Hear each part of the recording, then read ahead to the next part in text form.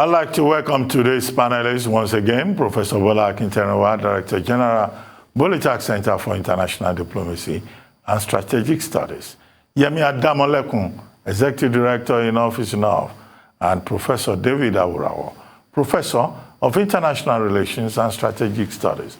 Yemi Adamolekun, it's good to have you here. Well, we just finished having a discussion around this subject with AJ Onikoku, SAN, around the subject of Electoral Act Amendment Bill and the re-amendment process in the National Assembly after the National Assembly reconvened, and that disagreement between the red and the blue chamber over the issue of consensus. What do you think? What do you think the Committee of Whole should be looking at, and what should we expect as Nigerians?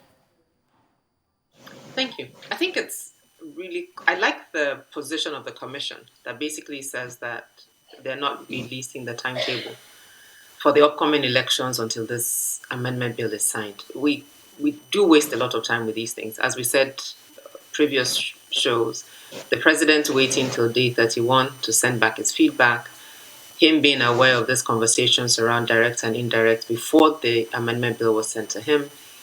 Organization IAGA and a few other organizations went through the bill that was then available in the public domain and made reference to a lot of drafting errors that might still set us back yet again, even though the core issue of the president's feedback was around direct and indirect primaries.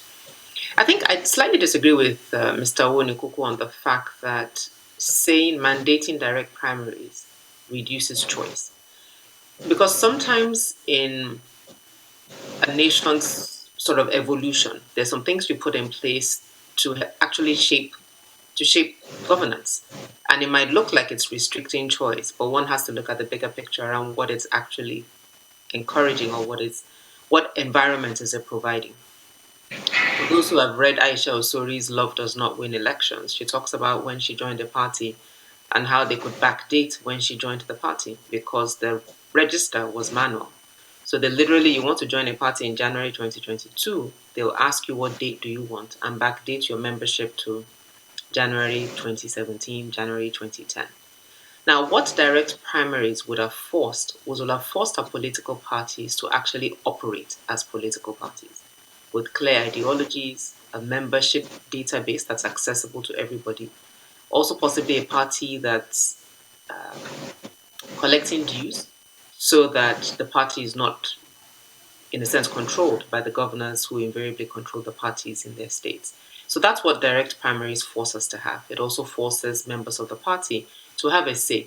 So it's not in who is in the EXCO that's part of the delegate system and things of that nature. And I think that was the idea that was sold to the National Assembly.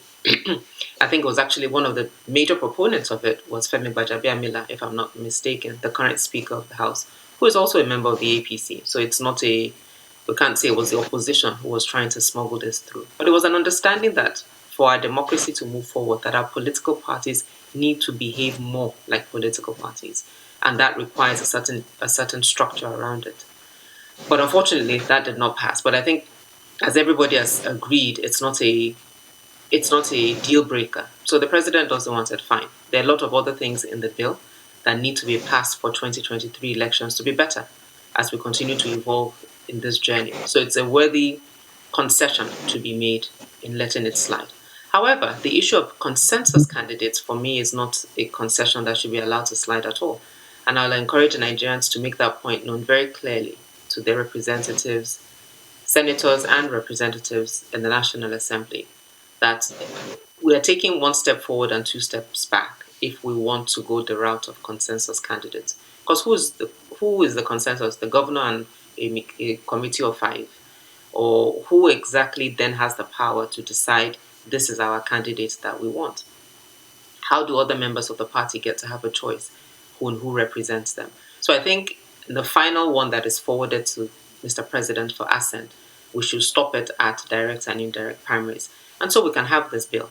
Ekiti and Osun elections are around the corner, and I think it will be extremely important for INEC to have the opportunity to test the new act with those two elections as a way to see how it works, what they need to do, tweak, or however the case might be. So yeah, I'll end it at that. Direct and indirect is fine. We'll concede to that, but certainly not consensus at all. Okay, thank you, Yemi Adamolekun. Professor David Aworawo, let me come quickly to you. Direct primaries, indirect primaries, consensus primaries, and the position of the National Assembly with the division on the question of consensus.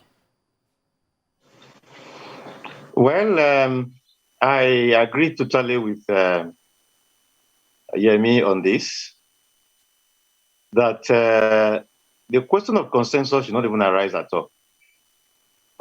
It's already taken care of in the indirect option. Because when you have the indirect option and then you have a candidate that is standing alone, there is no one contesting against him and all, the provisions are clear. Let the person still be presented to members of the party who would take a decision, and then they'll make voice votes, and the person is accepted as the party's candidate. You see, these people are trying to work towards a particular, they are looking at a particular scenario, and they are working towards that, scenario. And they shouldn't bring the whole of Nigeria into what a few people desire to be able to produce presidential candidate, governor, or whatever. Nigerians should reject this totally. That was just introducing fraud into the system. We are already saying that the direct will have been the ideal, but given where we are, sometimes desirability and feasibility can strike a middle position, which is why we are saying that, okay, since there is this feeling that restricting the options to just direct would remove certain things that would make the electoral system work and functional. Okay, so let us have the indirect along with the direct. That is enough. Bringing in consensus candidates is is going too far. Bringing a structure that would make the money bags to dominate the system and remove the democratic elements that many Nigerians long for in the parties producing the candidates that will represent them for different elections. So the civil society groups, all of us as we are speaking like this, Nigerians in general, the activists among the members of the nation, we should all come out and express our rejection of this consensus candidate. It made the electoral process exceedingly undemocratic.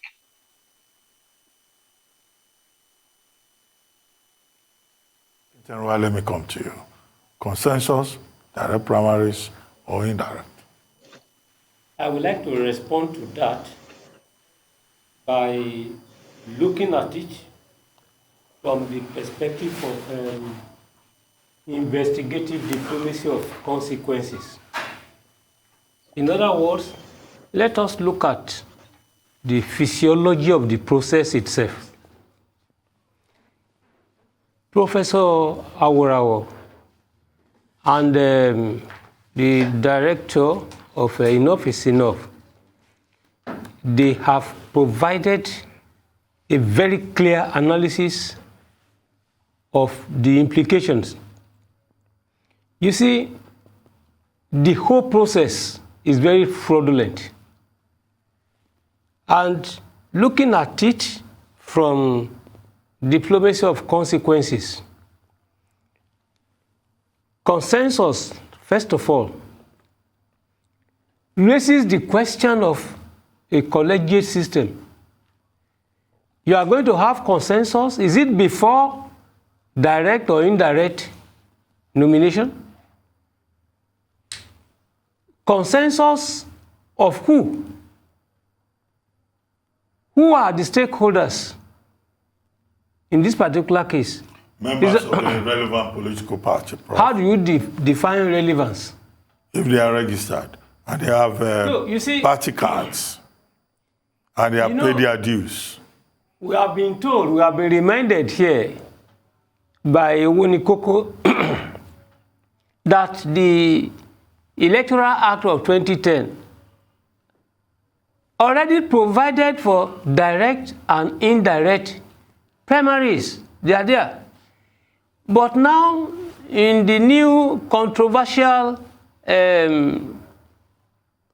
amendment bill, indirect primaries has been removed. Mr. President vetoed it, and they are now coming with a new, redefinition of it. The bitter truth is that the presidential thinking cap appears to be better than that of the National Assembly. Second point, the National Assembly appears to be making a law that it strongly believes in, but incapable or not prepared to defend. Thirdly, I think that the executive, the presidency and the National Assembly are making a ridicule of themselves, because the National Assembly sat down at a point in time and said this should be direct primary only. They removed indirect primaries. What informed that? There must be a rationale for the removal ab initio. Now suddenly, for whatever reason, they now want to dance to the tune of PMB. They could now see that probably their suggestion was myopic in design or in intention. Now when you look at it, politics is now emphasizing self-interest, selfishness, to the detriment of the interest of the people. And now I ask, to what extent is the separation of power under a presidential democracy that we are operating? Whose position of the National Assembly or the position of President Muhammadu Buhari that is in the larger interest of the people? Who really is promoting the interest of the people? More importantly, we can always have all these new amendments being promulgated into law. But what about compliance? Who is going to respect it? We need to ask this question, because when the 2010 Act was even promulgated, we see elections, visible, corruption, snatching of boxes. Who does not know that all these are prohibited? They are prohibited. So even when we have this so-called amendment that will be assented to by Mr. President, to what extent is the APC itself going to respect it? Well, which leads to the next urgent question with regard to this conversation. And I'll come back to you, Yemi, before we move on to the next issue.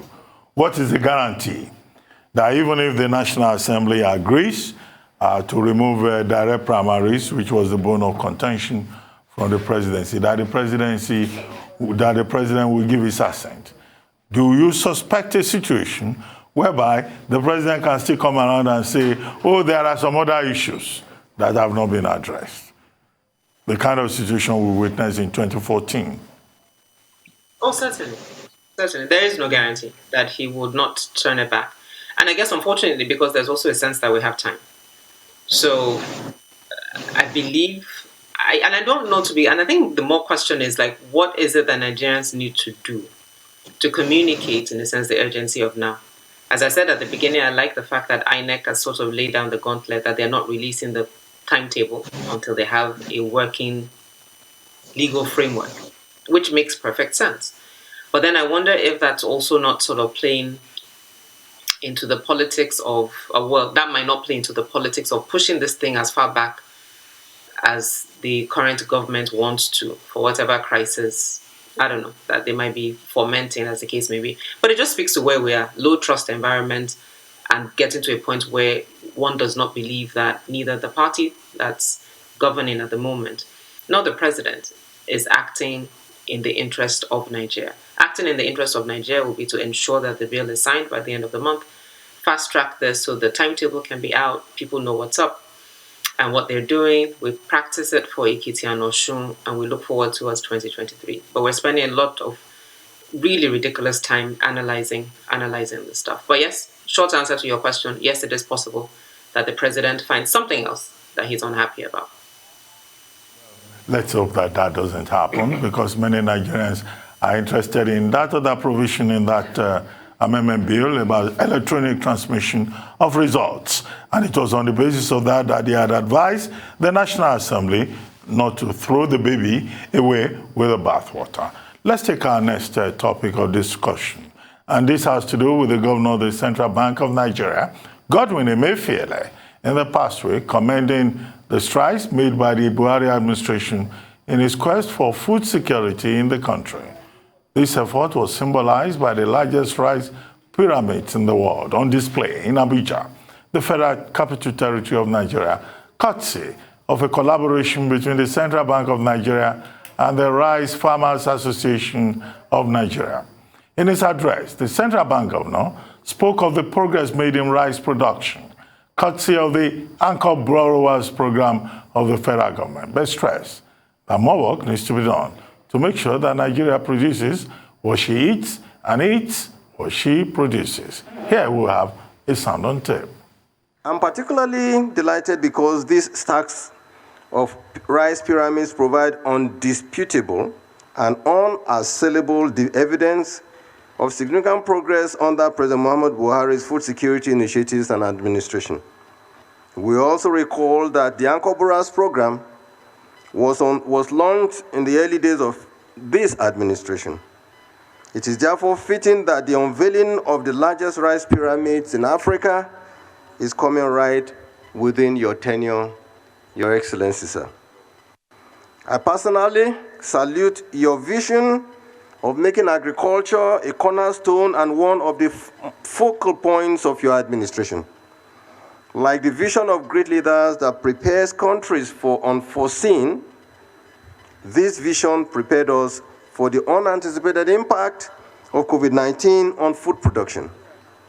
Amidst its associated disruptions in production and supply chains, which led to global increase in prices of most commodities, the resilience of our smallholder farmers all over the country and interventions of the Central CBN continue to ensure the production of the needed food stock for the population. Your Excellency, sir, permit me to commend our Nigerian smallholder farmers once again, and the leadership of the various commodity associations for their diligence, for their bravery, patriotism, and adaptability. The past few years, Your Excellency, have been quite challenging for these people as they have battled with insurgency.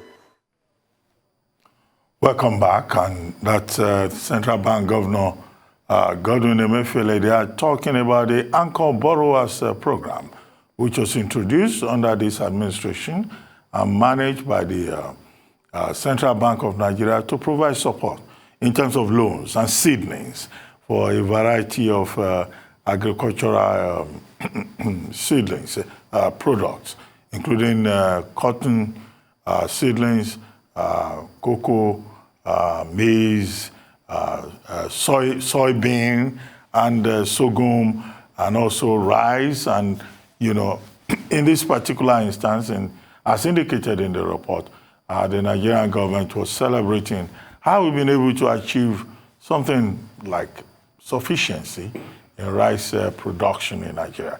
And these pyramids provide some sense of nostalgia, because in those days we used to talk about the rice pyramids of Kano, and to think that we will have the rice pyramids again. But I know that there are persons who have raised a number of concerns, objections, doubts, questions, basically, about these pyramids, whether they are in fact an authentic representation of the current reality we're dealing with, or just an attempt at public relations with the Nigerian people. But Professor Akintola, I'll leave it to you to help us unpack some of those concerns. The goodness in the rice pyramid is to the extent that it raises more questions than answers. Before 2015, a bag of rice sold for about 8,000. As of today, the selling price is about 24,000. Now, with this rice pyramid, and considering the fact that this is an election year, it is expected that there will be a price reduction from the current 24,000, probably down to 10,000. But we aren't sure. So while rice pyramid is good in itself, biggest in Africa, we aren't sure that the goodness would be to the benefit of the people of Nigeria. Second point, Nigeria is on record to be the biggest producer of paddy rice. But the complaint has generally been that even the people of Nigeria, access to it has been difficult. Cost of production is still very high. Will this rice pyramid address the problem? You tangentially raised the issue of complaints. There are some reports that, look, very characteristic of political governance in Nigeria, which have been largely predicated on fraud, dishonesty. There have been reports that rice has been imported from northern Cameroon, northern Benin Republic, particularly from Cotonou. They talk about northern Cameroon. In other words, the rice we are exhibiting, they have been acquired from elsewhere. They have been imported.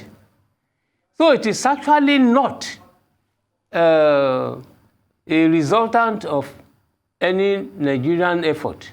In fact, reports have it that the Federal Ministry of Agriculture, the research institutes, all these institutions have not been involved in the whole project. So to what extent now are we claiming glory for what we have not actually, put any meaningful effort into? But in essence, for purposes of a campaign strategy, we may be talking about rice pyramid in an election year because the people are very poor, they are hungry, and they are not solvent enough to be able to pay the high cost of 24,000 naira per bag.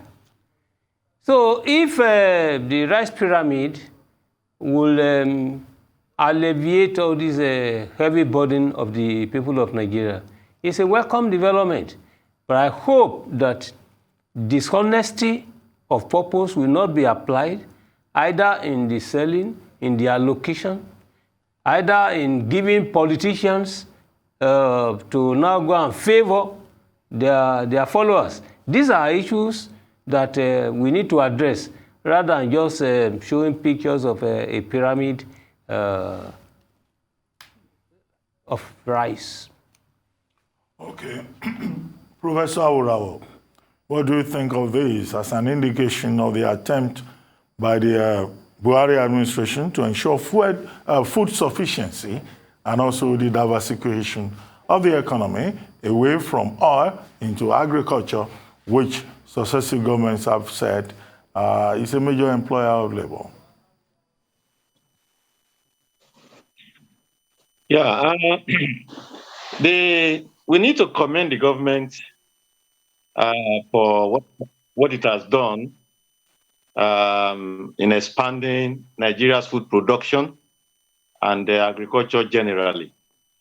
Actually, the production of rice in Nigeria has expanded progressively since about 2002, and even though Nigeria's population has expanded and expanded, so too, especially rice production, because when the analysis is done, a whole lot of resources, funding has been committed to the importation of rice. And so special focus has been paid to rice production since about 2002 thereabouts.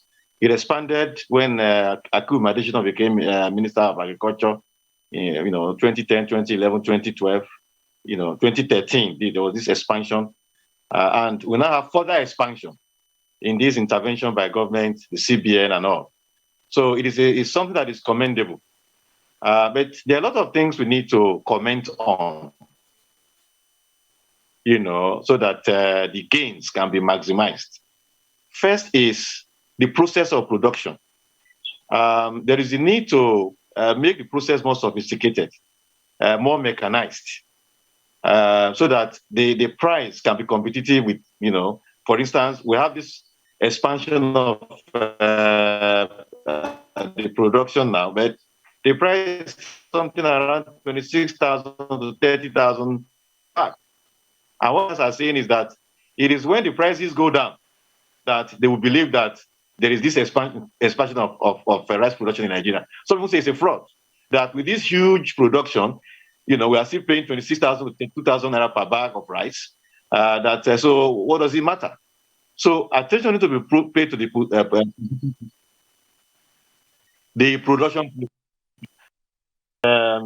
The prices, go down as production expands. That is very, very important. The second thing is the quality of rice.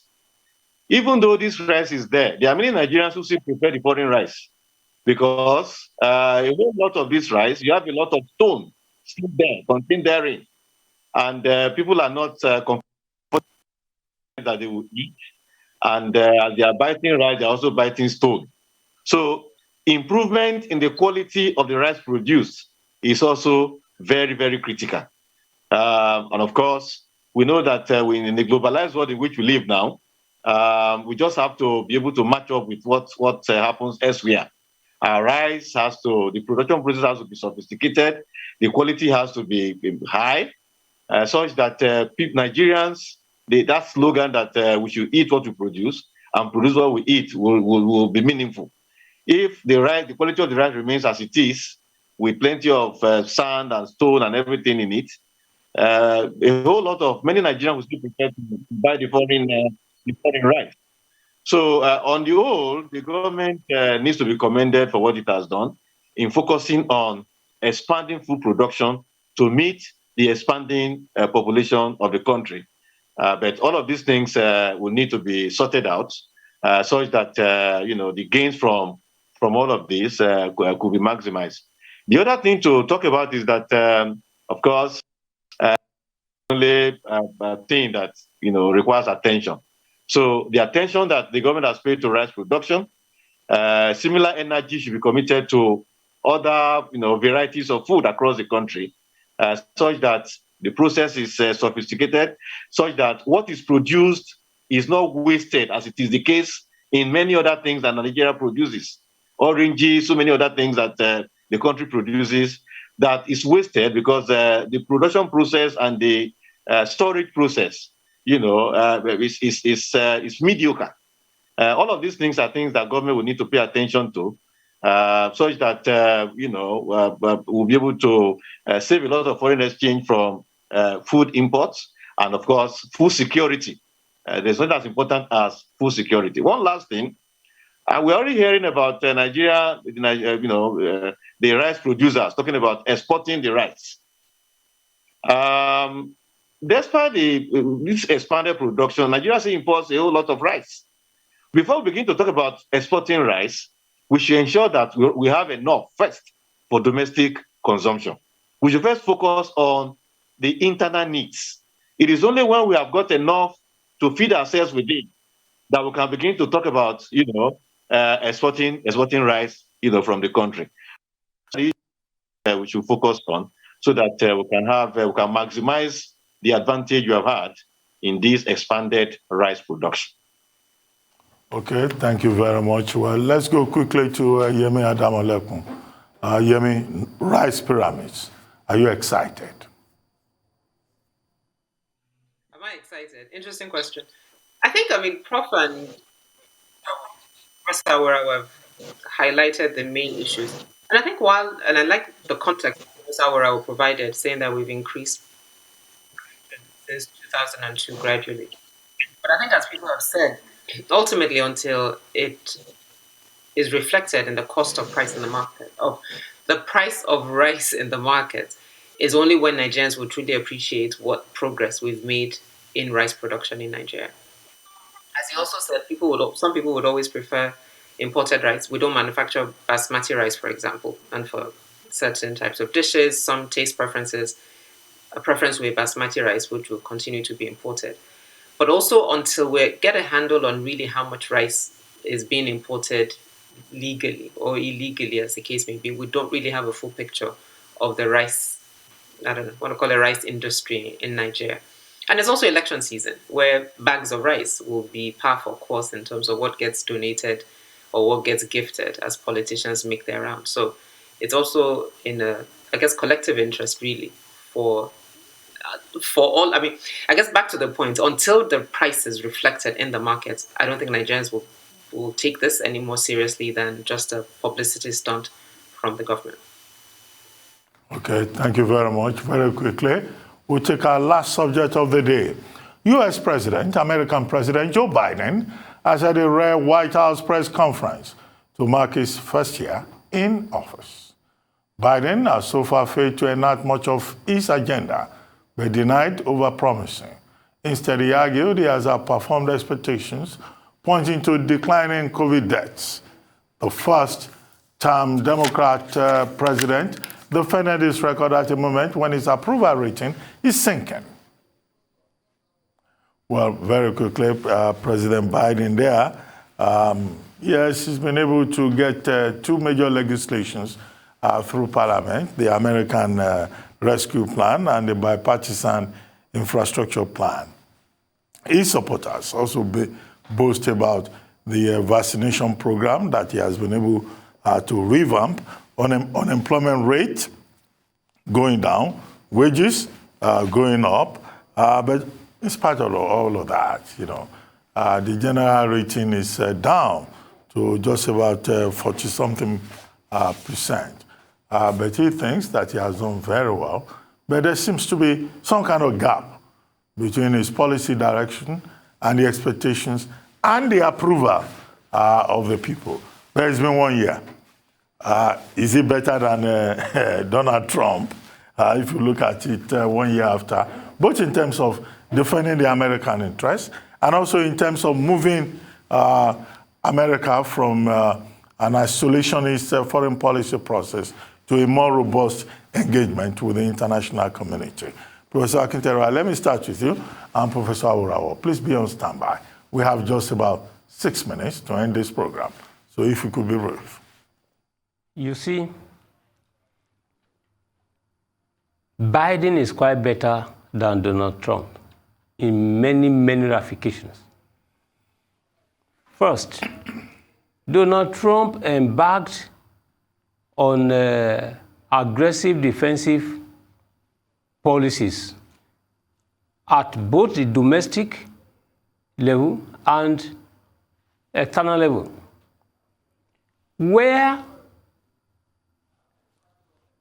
Donald Trump was aggressive.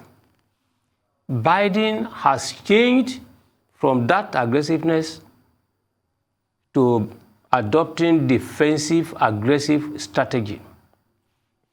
That is why the approval rating appears to be declining, because the American stakeholders have been used to Donald Trump's aggressiveness, mania of doing things. Joe Biden is simply trying to make use of a defensive strategy before reaching the continuum of aggressiveness. For instance, people easily forget that the United States had a very poor rating internationally under Donald Trump. Donald Trump withdrew from many international organizations. Relationship between the United States and the very close allies was not good. Biden came in, returned the United States into many of the organizations, particularly the climate change, restored a better understanding, a better entente between the United States and their European allies. How do you quantify that particular one? In essence, when you look at Afghanistan, for instance, they may not be happy with the withdrawal. But the issue is that you have been there for 20 years and the defined objectives had been achieved. What Donald Trump couldn't do, other president couldn't do, Biden did it. I think it's quite better. Well, Prof, I mean, you are somebody observing from outside. Americans probably have a different impression. Yes, I do. Because it's their country. Yes. And they will insist that, well, they are the major stakeholders. Please, this footnote, quickly. No. Internationally. Okay. Yeah. Now, the international community has confidence in Biden's strategy as it is. Yeah, because it runs a more open government within the international arena. But we had American exceptionalism as a major project and target under President Donald Trump. But quickly, Professor Aworawo, you are also a professor of international relations and strategic studies. As quickly as you can make it. Well, Biden has done fairly well. When he took over, he said, when he was sworn into office on the 20th of January last year, he said, America is back. And he has demonstrated that he has fulfilled that promise by bringing the United States to the mainstream of global politics once again. He has pursued the course of multilateralism, and that has been beneficial to both the United States and the rest of the world. Of course, like the Afghanistan issue Professor Akitenwa talked about, and so many other things. The World Health Organization, commitment to NATO, commitment to the United Nations, and several multilateral bodies like that the United States has come back to support very actively. So we commend Biden for all that. That has beneficial to the United States and also beneficial to the rest of the world. So successful at the domestic level, by partisan cooperation that was expected hasn't quite taken place, and some members of his own party too haven't quite supported his agenda as much as was expected, and so he hasn't done as well at the domestic level as at the international level. COVID too has not disappeared as quickly as people thought it would, given the progress that was made in the few weeks after Biden came into office and all that. So on the average, we'll score Biden probably up to 80% on the international and maybe 50% thereabouts on the domestic. I see he has a long way to go. If he remains focused and committed, we are sure he would be, he would be a good president, domestic agenda, and also the foreign scene, which will be beneficial to the United States and, of course, the international community. Okay, thank you very much, Professor Aworawo. but isn't it the case in any case, finally, that domestic policy drives foreign policy? But we'd like to thank you, Professor Aworawo, and thank you, Yemi Adamolekun and Professor Akinterewa, for being on this show this Sunday. You've been watching THISDAY Live, the Sunday talk show, here on Arise News. I'm Ruben Abati from my entire team here in Lagos. It's bye for now, and thank you very much for watching.